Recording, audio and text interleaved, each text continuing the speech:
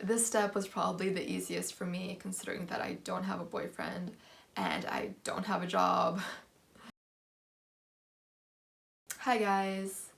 Given what's going on in the world, I think we're all starting to go a little crazy. That is, if you weren't already crazy.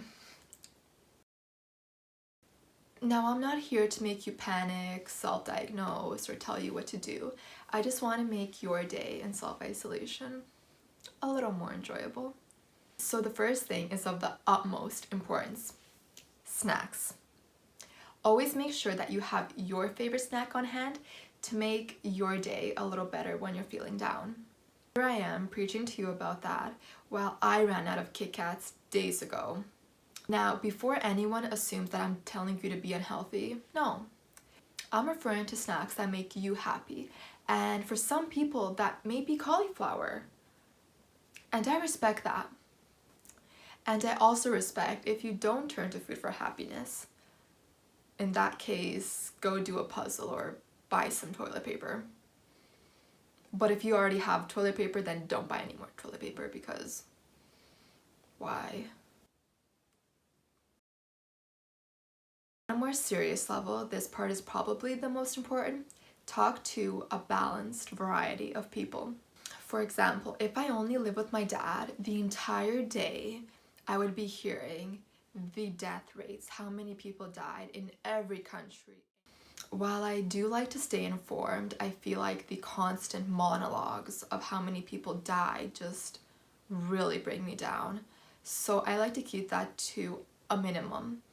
After I get up in the morning, that's the time that I dedicate to finding all of the stats from my dad. And then once I have that, I try to digest it and move on for the day, try to make something of the day. And thankfully, I have my mom who doesn't like talking about because she works in a nursing home and that's all they talk about all day. So by the time that she gets home, she wants something new to distract her from what's happening because you can't just be sad all day.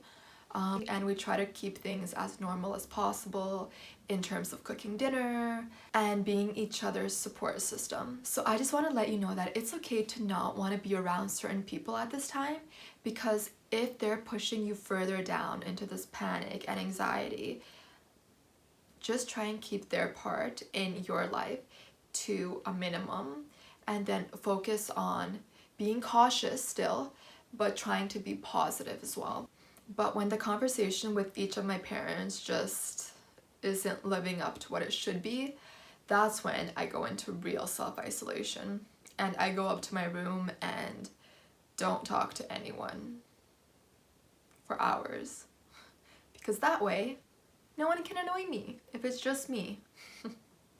As a result, this is the perfect time for all of those codependent people to find themselves.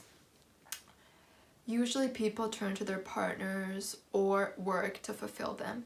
In this situation, you really have to work on turning to yourself and making yourself happy by yourself. You. This is a time for you. This step was probably the easiest for me considering that I don't have a boyfriend and I don't have a job. So just kind of worked itself out. When you have achieved this, you'll know because you'll be happy in most situations. For example, when I used to go on dates, I would be there cracking jokes, laughing at myself, having a good time. But then once the date would finish, I would be there wondering, did he contribute anything to the conversation? Or was it only me laughing at my own jokes? Either way, I had a good time. Moving on, a lot of people during this time also like to focus on exercising. Amazing. But I prefer exercising my mind rather than my body. Even though I realize that I should be doing both, now I'm not perfect. The other day, I went to wash the blankets. There were 2 blankets that needed washing. By the time that I got downstairs to the washing machine, I only put 1 of the blankets in the washing machine. And when I went to take it out, I was looking for the other and I'm like, it's not there, it's not there, where is it? And I realized I never put it in. I had one job, wash the blankets. So that prompted me to try and find some apps on my phone to really keep my mind in shape. The apps that I'm currently enjoying when it comes to exercising your mind are Wordscapes, even though there's so many ads which are annoying. But that also exercises my patience, so win-win. I also like Word of the Day and Duolingo. I'm currently learning French and German, and hopefully that will expand the field when it comes to my potential suitors. Cheers, hoping to that. One of the last pieces of advice that I want to give is change your sweatpants. If you're me, you're just living in sweatpants constantly and, you know, of different colors, but they're still sweatpants. And even though they're really comfy, they don't really make you wanna, you know, do something. Today I'm wearing leggings, even though, you know, that's still not quite formal. It's a step in the right direction. So what I would say is once a week, just pamper yourself. Maybe put on a nice dress, depending on where you live. I live in Canada, so it's still cold out, so I'm not gonna be doing that.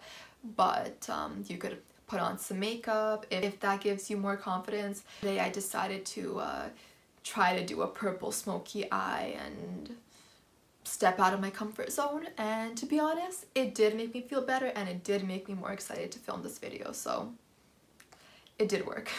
Finally, my friends, to survive in self-isolation, stay in self-isolation. Now I realized that I wasn't going to tell you what to do, but let's face it, I'm bossy. Correction, a little bossy. Just the right amount of bossiness.